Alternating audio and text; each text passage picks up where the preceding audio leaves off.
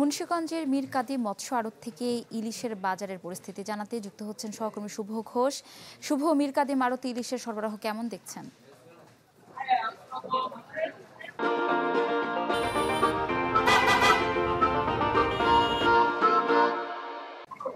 দেখুন, ইলিশের যে সরবরাহ সেটি পর্যাপ্ত থাকলেও দাম কিন্তু বেশ চড়া দামে বিক্রি হচ্ছে।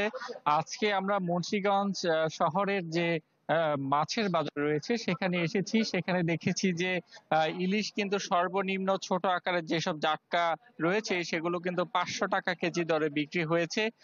সেগুলো কিন্তু 300 থেকে 400 গ্রাম ওজন এক একটি ইলিশের, সেটি আসলে বিক্রেতারা বলছেন। পাশাপাশি এর চাইতে বড় আকারের যেসব ইলিশ রয়েছে 500 থেকে 600 গ্রাম ওজনের, সেগুলো কিন্তু মান ভেদে 800 থেকে 900 টাকা পর্যায়ক্রমে, কিন্তু আবার কোনো কোনো ক্ষেত্রে 1100 থেকে 1250 টাকা পর্যন্ত বিক্রি হচ্ছে। তবে বড় আকারের যেসব ইলিশ রয়েছে 1 কেজি কিংবা 1 কেজির উপরে, সেসব বড় আকারের ইলিশ কিন্তু এখন প্রায় 2500 থেকে 2800 টাকা পর্যন্ত সর্বোচ্চ দামে বিক্রি হচ্ছে।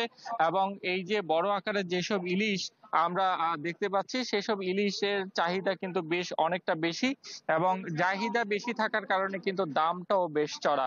তবে মাঝারি আকারের যেসব ইলিশ রয়েছে সেসব ইলিশ কিন্তু আজকে এই বাজারে বিক্রি হচ্ছে 800, 900, 1100, এবং মান ভেদে ছোট আকারের ইলিশ কিন্তু 500 থেকে 600 টাকা কেজি দরে বিক্রি হচ্ছে। তবে বিক্রেতারা বলছে যে বাজারে পর্যাপ্ত ইলিশের সরবরাহ থাকার পরেও ইলিশের যে বেচাকেনা সেটি কিন্তু ধুম পড়ে গেছে। অর্থাৎ প্রতিদিনই কিন্তু ইলিশ কিনতে আসলে ক্রেতাদের একটি বাড়তি চাহিদা তৈরি হয়, এবং এটির মান নির্ণয় হয় পদ্মা, মেঘনা এবং উপকূলীয় ইলিশ যেগুলো রয়েছে সামুদ্রিক, সেগুলো আসলে পার্থক্য বিবেচনায় কিন্তু এটির দাম নির্ধারণ করা হচ্ছে। তবে পদ্মা ও মেঘনার ইলিশের চাহিদাই সবচাইতে বেশি বিক্রেতারা বলছেন। তারা বলছেন ক্রেতাদের চাহিদা অনুযায়ী কিন্তু পর্যাপ্ত ইলিশ তারা দিতে পারছেন। তবে বড় আকারের যেসব ইলিশ রয়েছে সেসব ইলিশের পেটে ডিম থাকায় কিন্তু অনেকটা হতাশা প্রকাশ করেছেন ভোক্তা পর্যায়ের সাধারণ ক্রেতারা। তারা বলছে যে ছোট ইলিশের। শুভ, ধন্যবাদ আপনাকে। দর্শক, ইলিশের সরবরাহের খবর জানছিলাম মুন্সিগঞ্জ থেকে।